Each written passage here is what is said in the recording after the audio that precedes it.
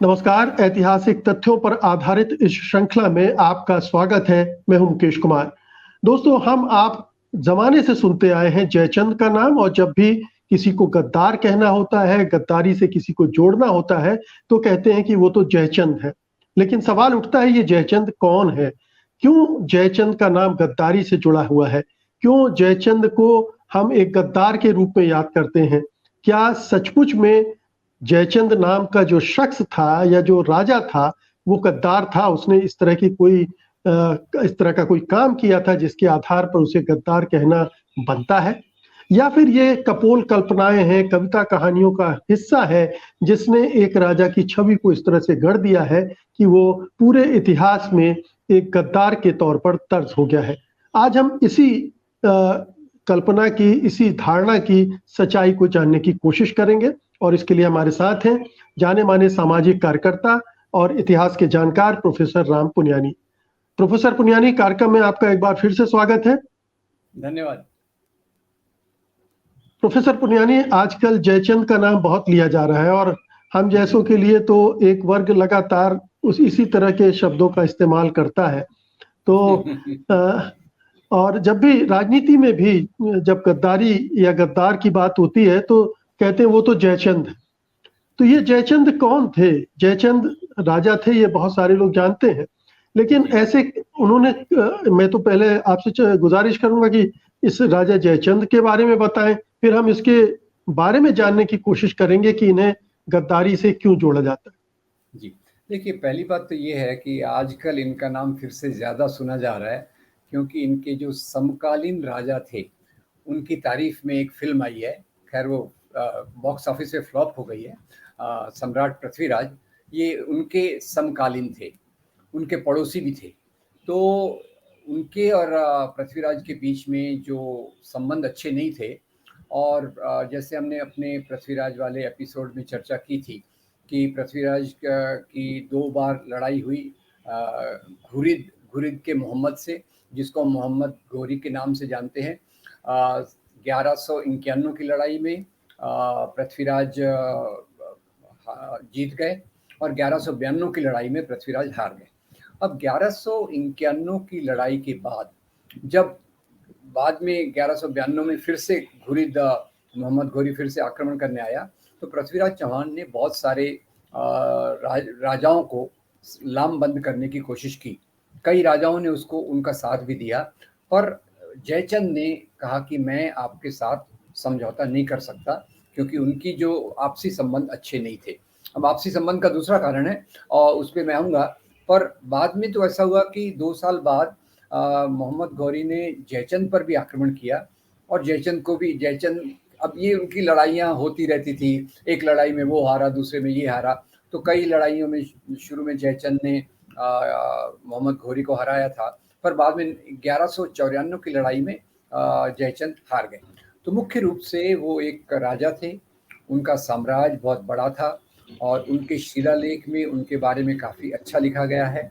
पर ऐसा कोई सिग्निफिकेंट काम नहीं है जो उल्लेख किया जा सके। वो एक राजा थे, और दूसरा बात यह है कि उनकी सेना बहुत भव्य थी।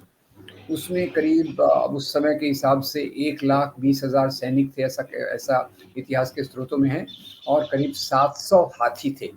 अब ये उनकी से अब उन्होंने वैसे तो उनके बाकी पड़ोसी राजाओं से बहुत झगड़े नहीं हुए, पर पृथ्वीराज चौहान से उनका मेल जोल, उनका जो आपसी में दुश्मनी थी।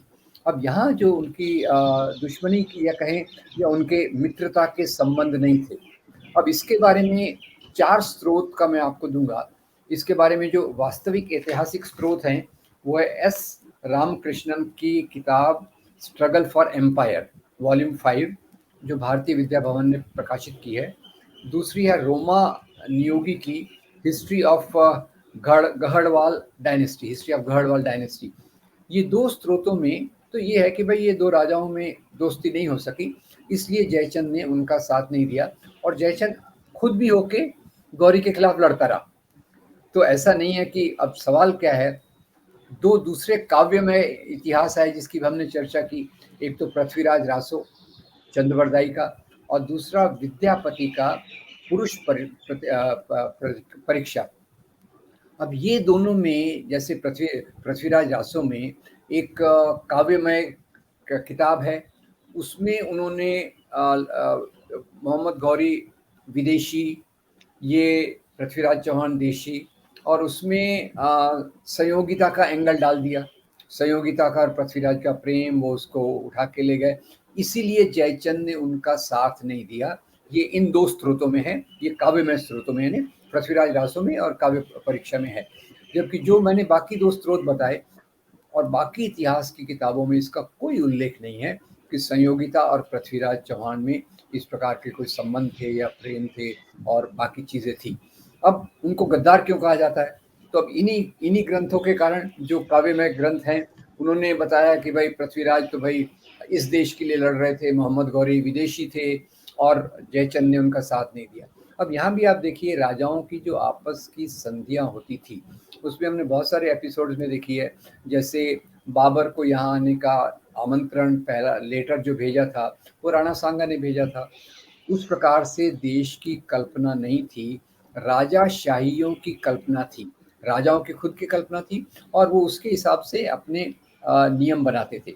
अब दूसरी बात ये कही जाए कि भाई, तो मुख्य रूप से जो इतिहास धर्म के चश्मे से देखा जाता है, उसमें मुसलमान को विदेशी और हिंदू राजा को देशी मान के चलते हैं।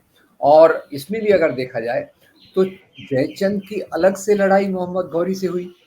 अब खैर, अगर मैं उनके टेरेन पे जाके भी बात करूं तो ऐसा तो नहीं था कि, और जो लड़ाई में पृथ्वीराज चौहान हारे उसमें जयचंद गौरी के साथ नहीं थे। गौरी के साथ 2-3 हिंदू राजा थे पर जयचंद उसमें नहीं थे। तो एक बात ये, दूसरा जयचंद गौरी के खिलाफ भी लड़े।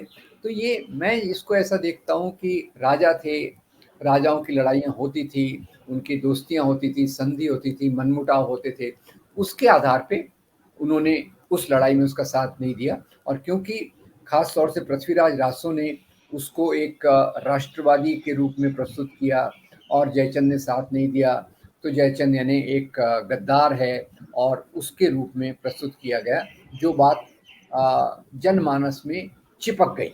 और खैर बाद में चल के तो मैंने जैसे बताया कि जेम्स टॉड और दूसरे कई जो ब्रिटिश हिस्टोरियंस थे, उनको इसी प्रकार की बातों में इंटरेस्ट था, और जो लोक चीज़ों में, परंपरा में प्रचलित था, उसको उन्होंने उठा के इतिहास बताने की कोशिश की।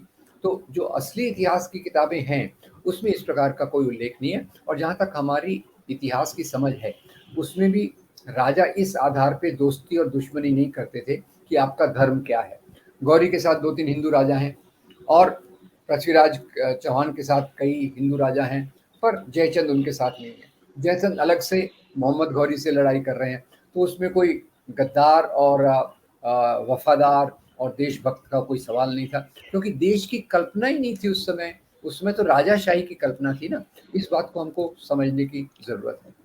बिल्कुल। और गौरी के आने से पहले पृथ्वीराज चौहान आपस में हिंदू राजाओं से लड़ाई लड़ रहे थे, और उसमें जो जयचंद है वो भी चंदेल राजाओं के साथ, सीधे तो नहीं, चंदेल राजाओं को समर्थन देते हुए चंदेल राजाओं की लड़ाई में शामिल हुए पृथ्वीराज के खिलाफ। तो ये लड़ाइयाँ पहले से चल रही थी, और इसमें ये आपसी राइवलरी का मामला ज्यादा है। एक साम्राज्य दूसरे साम्राज्य से कम्पीट कर रहा है अपना विस्तार करने के लिए, अपने को मजबूत करने के लिए। यहाँ किसी जनता की भलाई का मामला कहीं नहीं है। दूसरी बात ये कि पृथ्वीराज रासो जो लिखा गया है वो एक काल्पनिक ग्रंथ है, काव्यात्मक है, और उस समय जिस तरह का लेखन होता था, राजा महाराजाओं की शान में, उनकी तारीफ में लिखे जाती थी चीजें, तो ये पृथ्वीराज को एक महापुरुष गढ़ने के लिए ये ग्रंथ लिखा गया, और जिसमें कुछ खलनायक खड़े किए गए, उनमें से एक जयचंद है। तो लेकिन ऐतिहासिक तथ्य इसकी पुष्टि नहीं करते हैं। कोई भी दूसरा उदाहरण ऐतिहासिक तथ्यों के आधार पर नहीं मिलता है जिसमें जयचंद ने किसी भी तरह से कोई गद्दारी वाली हरकत की हो। तो पृथ्वीराज चौहान का साथ उस लड़ाई में नहीं दिया, यही गद्दारी का कारण बता दिया गया। तो इसमें आपकी बात में जोड़ दूं, आपने जैसे कहा कि इस प्रकार के ग्रंथों में एक नायक होता है, एक खलनायक होता है, एक गद्दार इसमें खड़ा कर दिया गया। एक बात और भी याद रखिए, ऐसी इसमें एक हीरोइन भी होती है, और वो हीरोइन के रूप में संयोगिता आ गई, और उसको भी उन्होंने, उनके रोमांस को भी काफी अच्छे से वर्णन किया है। तभी तो आपका काव्य पूरा होगा ना, और उसके बगैर तो काव्य में मजा क्या है? हीरो हीरोइन नहीं रहे, हीरो विलेन नहीं रहा, तो फिर तो उस प्रकार की फिक्शन में उस प्रकार का मजा नहीं आता। तो इसलिए उन्होंने कुछ संदर्भ लेके उसको गढ़ दिया, और क्योंकि इस लड़ाई में उन्होंने उनका साथ नहीं दिया, तो इसके लिए उनको गद्दार करके बाद में ये। और दूसरी एक और बात देखिए, ये जो काव्य होते थे इस प्रकार के, वो कई बार लोगों में बहुत लोकप्रिय भी हो जाते थे। सच्चाई अलग बात है, पर लोकप्रिय हो जाते थे, और उसके आधार पे लोग अपनी गद्दार, देशभक्त और उनकी प्रेम कहानियों को एक आत्मसात करके उसके आधार पे अपनी राय बनाते थे, जिसमें सच्चाई तो है नहीं, पर कल्पना शक्ति की उड़ान बहुत बड़ी है। जी, तो प्रोफेसर पुनियानी, मैं चाहूँगा कि हमारे दर्शकों को थोड़ा-सा आप जयचंद एक राजा के तौर पर कैसे थे और उनका राज्य कैसा था, कहाँ था, इसके बारे में थोड़ी-सी जानकारी दें तो अच्छा रहेगा। ये जो पूर्वी उत्तर प्रदेश है और पश्चिमी बिहार का एक बड़ा इलाका, इस गाहड़वाल वंश का राज्य था जो इनको मिला था उत्तराधिकार में। विरासत। जी, विरासत में। जी। तो देखिए, इनका राज्य वैसे बहुत बड़ा था, जैसे मैंने बताया कि बहुत महत्वपूर्ण काम तो उन्होंने कोई किया ऐसा नहीं लगता है, क्योंकि उनके शिलालेख भी हैं। उनके शिलालेख में उनकी भव्यता का ज़्यादा वर्णन है। भव्यता, विशालता, उनका राज्य बड़ा था, और कई इतिहासकारों ने तो लिखा है कि हिंदू राजाओं में उनका जो साम्राज्य था वो शायद सबसे बड़ा था। और जैसा आपने कहा कि ये अपने राज्य का विस्तार करने की बात, दूसरे पड़ोसी राजाओं को अपने मातहत करने की बात, ये उस प्रकार से ही है। और उसके अलावा कोई बहुत महत्वपूर्ण कार्य उन्होंने किया हो, ऐसा इतिहास के पन्नों से नहीं आता। वो भी एक राजा थे और अपने हिसाब से राज्य करते थे, पर उसमें और कोई बहुत, जिसको अंग्रेजी में कहते हैं सिग्निफिकेंट, महत्वपूर्ण ऐसी चीज़ जो हम याद रखें, वो उस प्रकार की चीज़ उसमें नहीं है। एक राजा थे, शान शौकत में थी, फौज बहुत बड़ी थी। तो उसका दूसरा एक ये कहते हैं कि उनकी फौज इतनी बड़ी थी कि जब वो एक शहर से दूसरी शहर चलता जाती थी, तो लगता था कि पूरा गांव का गांव जा रहा है। तो वो उनकी एक इसमें लिखा गया है। बाकी तो उसमें बहुत कोई सिग्निफिकेंट चीज़ हो, ऐसा नहीं, इतिहास में उल्लेख नहीं है। आपने भी गौरी से लड़ाई का जिक्र किया। जी गौरी का जो प्रतिनिधि थे कुतुबुद्दीन ऐबक, जी उनके जी साथ जी भी इनकी जंग हुई और शायद उसी जंग में फिर परास्त हुए और मारे भी गए जयचंद। जी। ये पहली जो एक दो लड़ाइयाँ हुई गौरी के साथ, उसमें जयचंद जीत गए। बाद में कुतुबुद्दीन ऐबक के साथ गौरी ने 50,000 सैनिक भेजे, और उस लड़ाई में ये हार गए और मारे गए। हुआ ये कि हाथी पे बैठे थे, और कुतुबुद्दीन ऐबक ने घोड़े से इन पर तीर चलाया, जो निशाने पे लग गया, जिसके कारण इनकी मृत्यु हो गई। तो वो एक क्योंकि अब अलग-अलग राजाओं की स्ट्रैटेजी होती है, लड़ाई की, जो युद्ध की कला, और युद्ध की कला में कुतुबुद्दीन ऐबक का अलग तरीका था, इनका अलग तरीका था। उनका तरीका कामयाब हो गया, और उसमें ये 50,000 सैनिकों के आपने बावजूद। ठीक कहा, ये जो लड़ाई का तरीका है दरअसल घोड़े और हाथी, इसी ने हाँ। पूरा खेल उस समय बदल दिया था। मुस्लिम आए, घोड़े लेकर आए, हाथी को जी, मूव करना मुश्किल होता था, उन पर हमले जी, करने आसान होते थे, घोड़े तेजी से सरपट दौड़ सकते थे, कहीं भी जा सकते थे। और ये जी, एडवांटेज जो थे, जो वहाँ से आए थे जी, हमलावर कहिए या जो जिस भी तरह से, उन्होंने इसीलिए हिंदू सेनाओं पर या उस समय की तत्कालीन सेनाओं पर, हिंदू कहना तो गलत होगा, उन जी, समय की सेनाओं को परास्त करने में आसानी हुई उनको।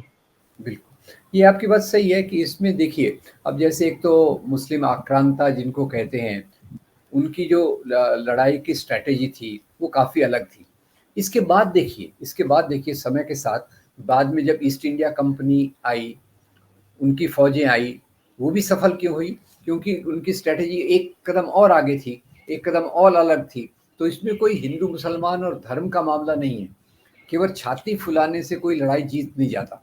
वो उसमें जो रियल स्ट्रैटेजी होती है वॉर की, वो वॉर की स्ट्रैटेजी के कारण कुतुबुद्दीन ऐबक को यहाँ सफलता मिली। और बाद में चल के अगर हम देखें तो इसी कड़ी में ईस्ट इंडिया कंपनी की फ़ौजें आती हैं, तो वो नए प्रकार की स्ट्रैटेजी को लगाती हैं, और उसके आधार पे कई राजाओं को वो हरा के फिर बाद में तो खैर बहुत बड़ा काम वो करती हैं। पर खैर युद्ध के बारे में तो मुझे ज़्यादा पता नहीं है। ऐसा एक नहीं नहीं, लेकिन अंग्रेज बंदूकें और तोपें लेकर आ गए, जिसका बिल्कुल मुकाबला हिंदुस्तानी तीर शासकों कमान के नहीं कर पास, सकते। राजाओं के पास था नहीं। तो धीरे धीरे वो उन पर डिपेंड करते गए और उन्होंने अपना साम्राज्य खड़ा कर लिया। तो हथियार और जो ये आपने कहा युद्ध नीति, रणनीति जिनकी प्रबल होती है, वो कई बार इतिहास पर अपना जी। सिक्का जमा लेते हैं। तो ये हुआ था। लेकिन अंत में मैं जानना चाहूंगा कि जयचंद की मृत्यु के बाद उनका साम्राज्य का क्या हुआ? वो आगे चला, खत्म हो गया कि उसका कुछ हर्ष बता पाएंगे? नहीं, हाँ, उसमें पूरा जो कुतुबुद्दीन ऐबक ने पूरी तौर से अपना राज्य स्थापित नहीं किया और उनके जो वंशज थे, उन्होंने कुछ समय तक राज्य किया। जयचंद के वंशजों ने कुछ समय तक राज्य किया और बाद में फिर धीरे-धीरे करके उस साम्राज्य का कमज़ोरी आ गई और साम्राज्य का पतन हो गया और फिर ये बाकी जो मुस्लिम शासक थे, उन्होंने सत्ता पूरी तौर से अपने हाथ में ले ली। बीच-बीच में ये जिनको हराते थे उनके पास कई बार कुछ दिनों के लिए सत्ता रख देते थे, अपने प्रतिनिधि के रूप में उनको रखते थे और बाद में जैसा उनका खुद की कैपेसिटी बढ़ती तो वो फिर पूरा राज्य अपने हथिया लेते। तो थोड़े दिन के लिए उनका राज्य चला, पर बाद में फिर वो मुस्लिम शासकों ने अपने कब्जे में ले लिया। प्रोफेसर पुनियानी, जयचंद चाहे जैसे भी राजा रहे हों, लेकिन आज मुझे उन पे दया आ रही है। इतिहास ने उनके साथ न्याय नहीं किया। मतलब आप देखिए कि उसने ऐसा कोई कसूर, गुनाह नहीं किया था जिसके लिए उसको सदियों से कोसा जा रहा है और सदियों तक कोसा जाता रहेगा। हमारी आपकी इस बातचीत के बावजूद जयचंद गद्दार ही रहेंगे और उनका प्रयोग उनके नाम का इसी तरह से भारत में होता रहेगा। कितना दुर्भाग्यपूर्ण है। आप एक समय इतने बड़े साम्राज्य के मालिक होते हैं, लेकिन बाद में आपको इस छवि के साथ फेम कर दिया जाता है कि आप उस पर कुछ नहीं कर सकते। सही जी, बहुत बहुत शुक्रिया प्रोफेसर पुनियानी आज की बातचीत के लिए। धन्यवाद आपका। नमस्कार। सत्य हिंदी का ऐप डाउनलोड करें गूगल प्ले स्टोर पर।